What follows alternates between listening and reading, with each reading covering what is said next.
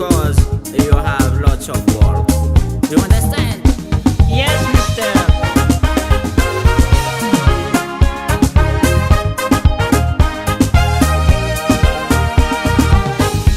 Logos, where are you? I'm just coming. Why you are only playing mobile?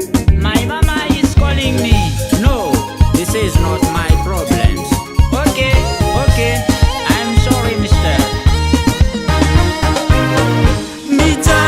Mitale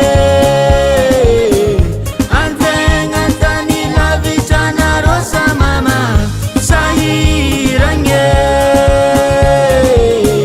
Manuputani nulu sa mama Wazalah, marazalah niya santang tulo to Karamang ni balang misiasma Mama Mafia na he Isto ni jangan to